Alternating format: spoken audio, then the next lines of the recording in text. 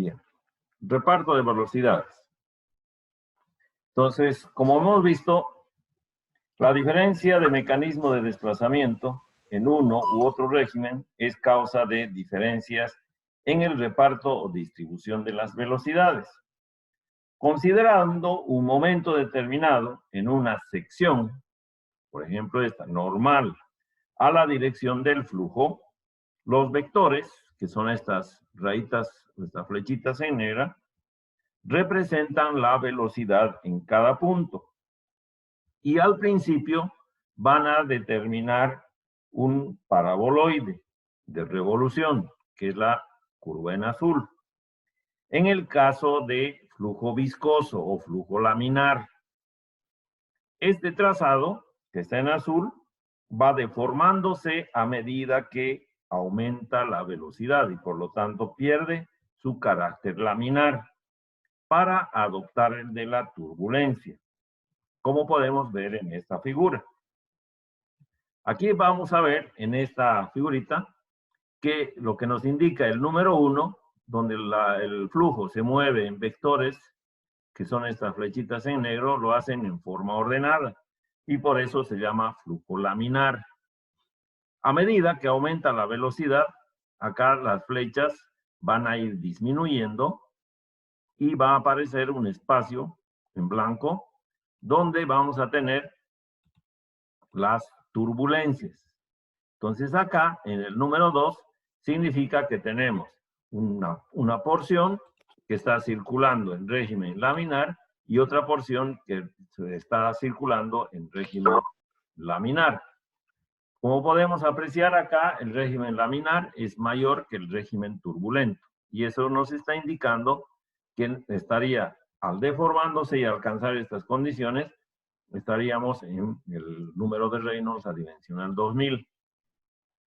Si continuamos aumentando la velocidad, como ven, disminuyen los vectores de velocidad. Por lo tanto, acá tenemos menos flujo laminar, pero tenemos mayor flujo turbulento, que vendría a ser esta curva la representativa del número adimensional de 4000, del número de Reynolds. Y de acá en más, desaparecen los vectores de velocidad y solamente tenemos turbulencia, lo que significa el número 4, flujo turbulento. Ahora también en esta gráfica podemos notar que tenemos una línea roja en ambos extremos. Esa línea empieza más gruesa y se va haciendo más delgadita a medida que aumenta la velocidad. Esa es la capa límite que se llama. En este gráfico debemos notar que aún en franca turbulencia, que sería después del número 4, la parte del fluido próxima a las paredes de la tubería, sería por acá, sigue desplazándose en condiciones laminares, pues en esta sección la velocidad sigue siendo insuficiente como para alcanzar la turbulencia. ¿Ok? Entonces, como ven, este color rojo va disminuyendo y en franca turbulencia tenemos solamente una fina película. Entonces, ustedes acá pueden referenciar, número 1 es laminar, número 2 es el inicio de la transición, número 3 es el final de la transición y 4 es el turbulento. ¿Okay? Entonces, la capa límite que acabamos de describir es más gruesa cuando está desplazándose en flujo laminar, como podemos apreciar en la figura. Es más delgada cuando empieza el flujo turbulento, que sería en esta sección, que es una fina película. Entonces, lo que les decía, debemos notar que aún en franca turbulencia, parte del fluido sigue desplazando en régimen laminar, porque su velocidad es insuficiente.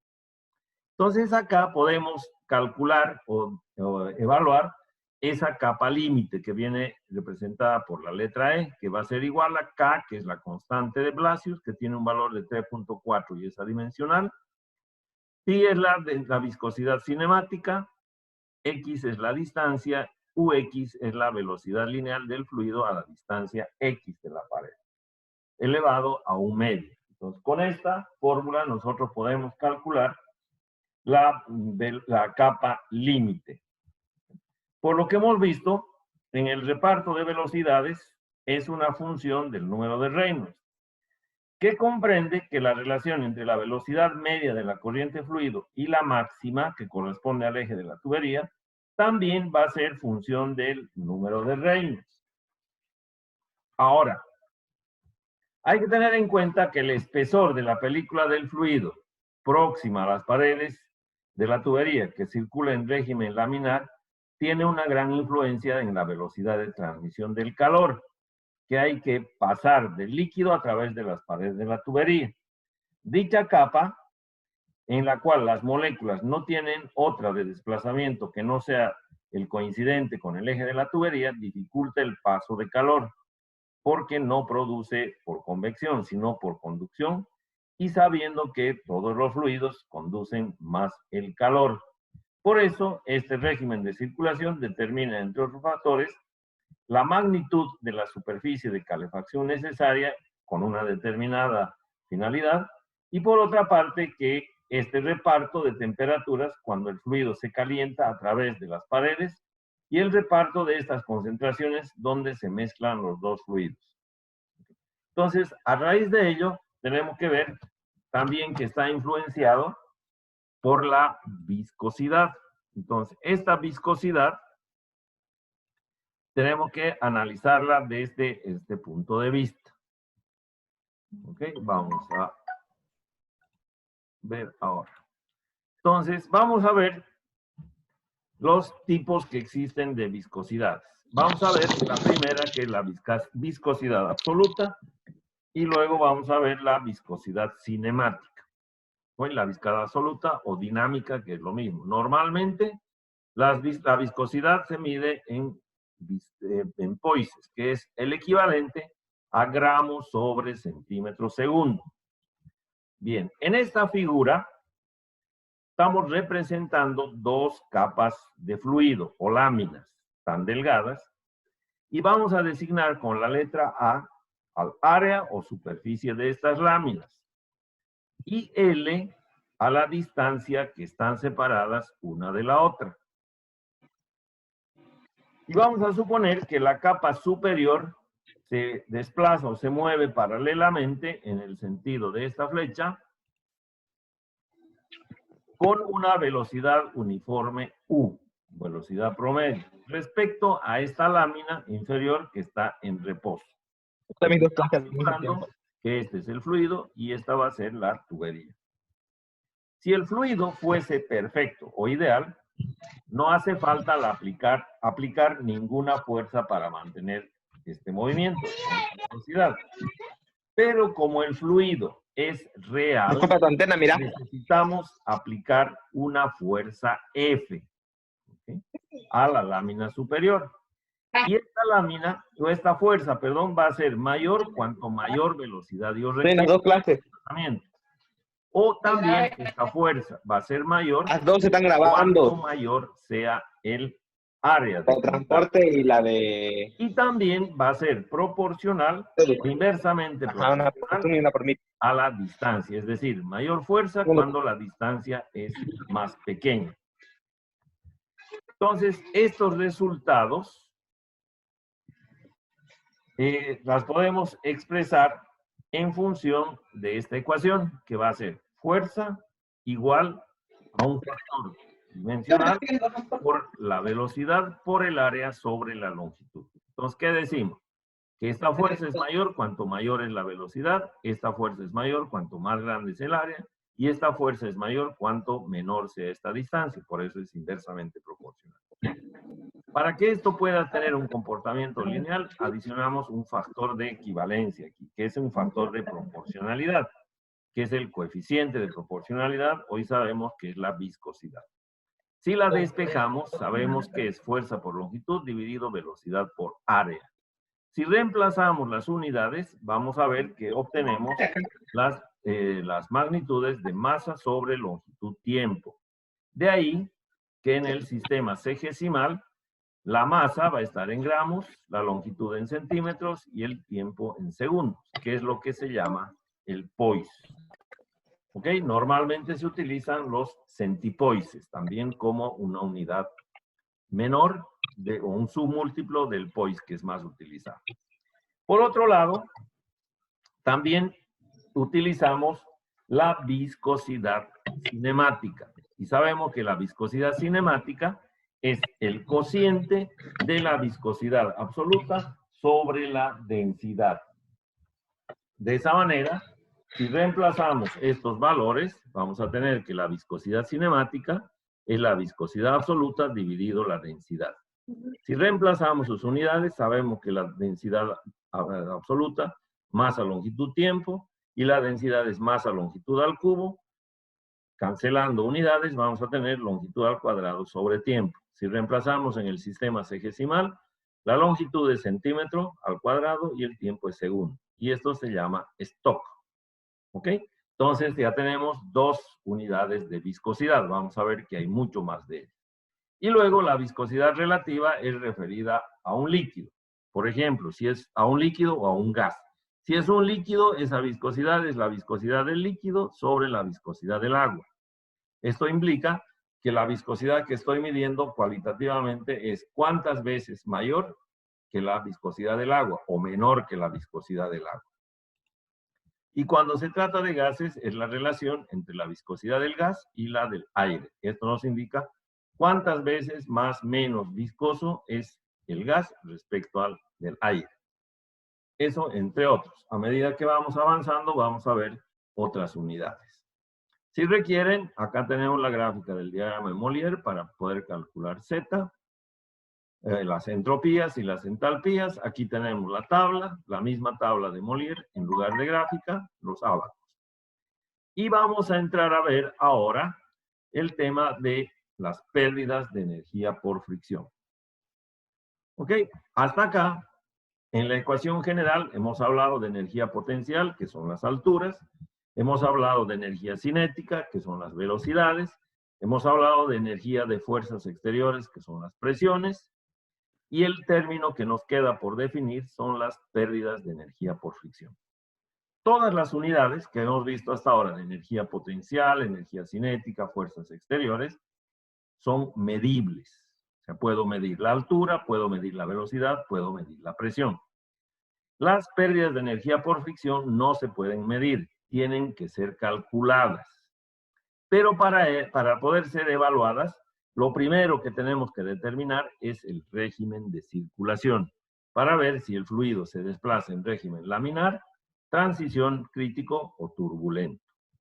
Vamos a empezar con el cálculo para flujo laminar, es decir, cualitativamente las que tienen un número de Reynolds por debajo de 2000 o hasta 2000. Para ello vamos a utilizar una fórmula, por ahora.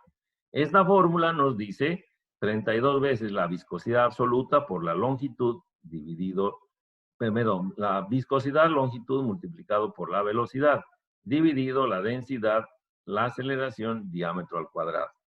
Por lo tanto, si ustedes analizan las unidades, también tienen que estar en unidades de longitud, puesto que hemos visto que la energía potencial podemos medir en unidades de longitud, la velocidad se mide en unidades de longitud, las presiones se miden en unidades de longitud. Y como nos dice, el balance de materia y energía tienen que ser unidades compatibles. Por lo tanto, la pérdida de energía por fricción, que es una parte del balance, también tiene que estar en unidades de longitud. En este caso, como ejemplo, metro. Pero también podemos calcular en función del caudal. Pero ahora el caudal va a estar referido ya no a una longitud como medida de la pérdida de energía por fricción, sino como una presión, porque sabemos que podemos transformar la longitud como pérdida de energía en pérdida de presión, en unidades de presión. Entonces esta va a estar pi por la pérdida de presión por fricción, radio a la cuarta, esta es 8 veces la viscosidad y la longitud. Sabiendo que la presión de la pérdida de presión por fricción dividido la densidad me va a dar una altura. Y por lo tanto, si ustedes se fijan, esta presión está en kilogramos por metro cuadrado y la densidad está en kilogramos metro cúbico, que me transforma la presión a unidades de longitud. Entonces, con cualquiera de las dos fórmulas, la primera en función de la velocidad, la segunda en función del caudal, puedo calcular las pérdidas de energía por fricción. Por ahora, más adelante vamos a ver que hay otras medidas. Habitualmente, en el sistema de transición no se trabaja, por lo tanto, es muy poco frecuente, por lo menos en el sistema general, poder calcular las pérdidas de energía en el sistema de transición o crítico, porque tendríamos que saber si el fluido está aumentando la velocidad o está disminuyendo la velocidad. Cuando hablamos de flujo turbulento, primero tenemos que ver cuáles son las fuerzas que actúan y cómo está referida la pérdida de energía por fricción, relacionada con un factor phi, 1. De otra forma, también sabemos que la pérdida de energía por fricción dividido la densidad también está relacionado con la unidad de longitud de pérdida de presión, también con el parámetro phi. Con esta ecuación podemos encontrar el valor de la pérdida, pero si multiplicamos el numerador y numerador por el mismo segundo término, vamos a tener esta expresión para poder tener un comportamiento más homogéneo. El valor de la función phi se va a representar por la letra F, que vamos a llamar de aquí en más el coeficiente de fricción. Entonces, F, que es el coeficiente de fricción, va a ser 8 veces la función phi por el número de Reynolds.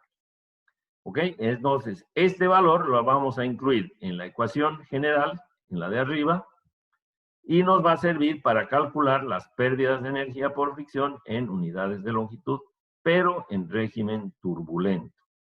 Si reemplazamos, la ecuación que nos queda para calcular es la siguiente. Pérdida de energía por fricción va a ser igual al factor de fricción F por la longitud, velocidad al cuadrado, dividido 2 veces G, el diámetro. Entonces, como pueden ver, acá también vamos a ser consecuentes con los fenómenos que actúan sobre las pérdidas de energía. Al principio dijimos que las pérdidas están gobernadas por 2 factores. ¿Ok? Uno era proporcional a la velocidad y el otro era proporcional al cuadrado de la velocidad. Entonces, como vemos, en régimen laminar está en función de la velocidad, simplemente. Y en régimen turbulento está en función del cuadrado de la velocidad. Esa es la diferencia. Entonces, lo que tenemos que evaluar ahora, y lo vamos a hacer gráficamente, es el factor de fricción. Pero también debo hacerles notar que cuando hablamos de esta longitud en régimen turbulento, o cuando hablamos de esta longitud o de esta longitud en flujo laminar, estamos hablando de una longitud total, que vamos a explicar posteriormente. Esa longitud está en función de los accesorios y de la longitud de la tubería. No es solamente la longitud de la tubería. Ok. Para poder calcular este factor de fricción, tenemos que hablar también de la rugosidad. Y la rugosidad se puede definir de 2 formas. Uno es la rugosidad absoluta y otra es la rugosidad relativa. Los gráficos están en función de la rugosidad relativa. La rugosidad relativa es el cociente entre la rugosidad absoluta y el diámetro interno de la tubería. ¿Okay? Entonces sabemos que toda tubería de acero o de cualquier otro material tiene imperfecciones, como estamos viendo en estos gráficos, que hacen que el diámetro varíe. Esas imperfecciones tienen un valle, y ese valle se mide en unidades de longitud, y está designado con la letra E mayúscula. Y esta es la rugosidad absoluta, por lo tanto, debe estar medida en milímetros, centímetros, pulgadas, o cualquier unidad de longitud. Y la rugosidad relativa va a ser adimensional, porque va a ser el cociente de la rugosidad absoluta, E, dividido el diámetro. Por lo tanto, si esta rugosidad absoluta está medida en milímetros, el diámetro también debe estar en milímetros. Si está en pulgadas, también el diámetro interno debe estar en pulgadas. Por eso es un número adimensional. Entonces, lo que vamos a hacer es dividir ahora la parte de turbulencia. Entre 4000 y 10 a la 8 se llama turbulencia. Más de 10 a la 8 es altamente turbulento. Entonces vamos a empezar a calcular primeramente para los flujos turbulentos, es decir, entre 4000 y 10 a la 8. El primer caso es que yo no conozca la rugosidad relativa del material. Para ello voy a utilizar esta gráfica, que la tienen también más adelante. Esta gráfica está en función del diámetro nominal de la tubería, por ejemplo, en el gráfico, 8 pulgadas, y tengo que determinar cuál es el material de la tubería. En este caso, del ejemplo, estoy utilizando esta línea que corresponde a acero o también a hierro forjado. Entonces, con el diámetro intercepto el tipo de material y salgo a la izquierda. Y acá determino la rugosidad relativa, que me va a dar aproximadamente 0,00025, ¿okay? Que tengo que darle una aproximación, que es adimensional. Una vez que he obtenido la rugosidad relativa, utilizo el diagrama de Moody, que es este. En la parte derecha voy a ubicar el valor que he buscado, que va a ser 0,0025. Entonces tengo que buscar que va a estar más o menos por acá, ese valor. ¿Ok? A ese valor le corresponde una curva, no es recta, una curva. Si la curva no coincide exactamente con las fracciones que tenemos en la parte derecha, tengo que interpolar gráficamente, como en este caso, por ejemplo. Entonces, que tiene que ser 0,025, va a ser más o menos por acá, y tengo que interpolar gráficamente. Solo que para velocidades bajas, se aproxima a una sola curva. Entonces, además de ello, tengo que determinar el número de Reynolds. Obviamente tiene que estar entre 4000 y 10 a la 8, que son estos dos extremos. Entonces, en este valor, por ejemplo, con este número de Reynolds, que va a ser aproximadamente 1 por 10, sí, 1,5, casi 2 por 10 a la 4, que es este valor, intercepto la curva de rugosidad relativa, que en este caso del ejemplo es 0,04, y salgo a la izquierda. Y este valor me va a determinar el factor de fricción, que lo voy a reemplazar en esta fórmula. Y he encontrado F, que es el factor de fricción. Con la longitud, la velocidad y el diámetro, calculo las pérdidas de energía por fricción que me va a dar en unidades de longitud. ¿Ok? Ahora, si yo conozco la rugosidad relativa, no necesito el primer gráfico. Me voy directamente con el diagrama de Moody, que es este segundo. Luego, si el número de Reynolds es más de 10 a la 8, como ustedes ven, el límite acá es 10 a la 8, no tendría cómo venirme hacia la derecha para calcular. Tengo que hacer nuevamente uso de la gráfica primera. En este caso, utilizo el diámetro interno de la tubería, diámetro nominal, el material, y en lugar de salir a la izquierda, salgo a la derecha. Y este valor que salgo a la derecha me va a dar el factor de fricción, pero solamente cuando estoy en franca turbulencia, es decir, más de 10 a la 8. ¿Okay? Que es este ejemplo. Voy a ir con el diámetro a la 0 y salgo a la derecha y el valor que voy a obtener es 0,014. Ese es el factor de fricción, el que voy a utilizar para reemplazar en la fórmula anterior. ¿Okay? Que reemplazamos en cualquiera de los casos, vamos a reemplazar acá en esta F. ¿Okay? Bien, a continuación vamos a hablar ahora de los accesorios. Los accesorios son todos los elementos adicionales que yo utilizo en una línea de transporte, sea de gas o sea de líquido. Esto está incluido con las válvulas, los codos de todo tipo, 45, 90 grados, las T's, los ensanchamientos, estrechamientos, uniones, etc.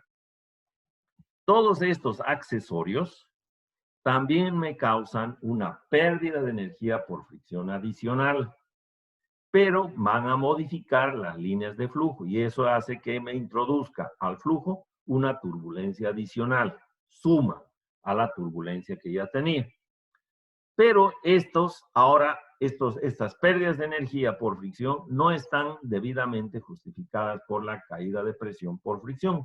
O dicho de otras palabras, En accesorios, las pérdidas de energía por fricción no se deben a la fricción del fluido, sino al cambio de dirección del fluido y se calculan en longitudes equivalentes. ¿Okay?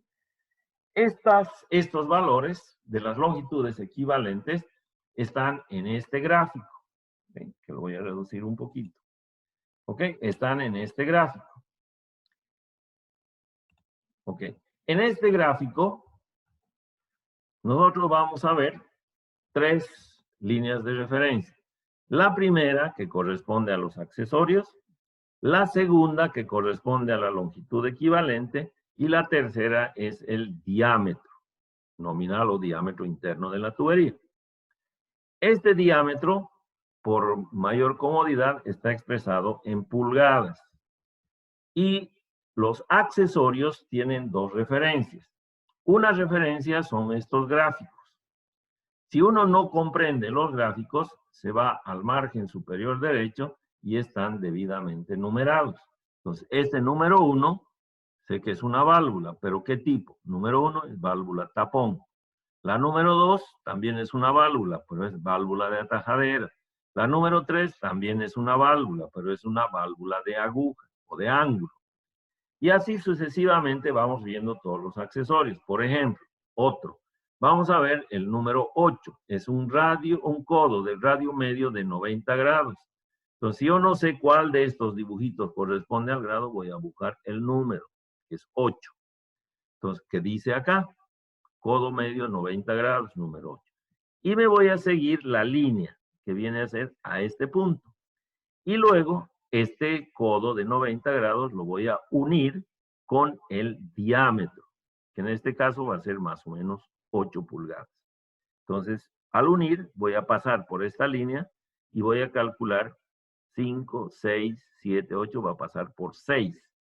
Esta longitud equivalente está en metros. Entonces, cada codo me produce una caída de presión de 6 metros equivalentes a una longitud.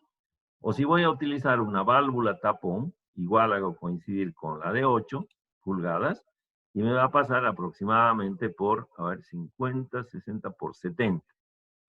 Entonces, si nosotros vamos al cálculo, aquí hay un cálculo cualquiera, dice, una válvula tapón, una sola, 76 metros, por lo tanto la caída de presión es equivalente a 76 metros. Y vamos a tener codo medio de 90 grados, que es el número 8, ¿okay? Que hemos visto tiene más o menos 6 metros. Como hay 10 codos que voy a utilizar, van a ser 60 metros. Entonces, al sumar 76 más 60, me va a dar 136 metros, que es la longitud equivalente a los accesorios. Y luego le voy a sumar la longitud de la tubería, que en este caso, para este ejemplo, es de 12,000 metros. Entonces acá sumamos 12,000 metros más 136 me da 12,136 metros. Esta longitud es la que tengo que utilizar en esta fórmula. ¿Okay? Como ven, L es una longitud, pero es la suma de la longitud de la tubería y también de los accesorios, válvulas, codos o T. Y lo mismo en el flujo laminar. Esta longitud corresponde a la tubería más los accesorios. ¿Ok? Como ven, la relación, las longitudes de tuberías van a ser aproximadamente en esta dimensión, más o menos 10,000, 12,000, 15,000 metros. Esa es la longitud. Y como esta es una longitud equivalente de 136 metros, que es muy chiquita con relación a los 12,000, por eso las pérdidas por fricción de los accesorios, también los autores llaman pérdidas menores. ¿Okay? Y de esa manera yo puedo calcular las pérdidas de energía por fricción a través de estas tablas o gráficas y puedo determinar la caída de presión en todo el sistema. Ok. Si alguien tiene alguna pregunta, consulta, adelante.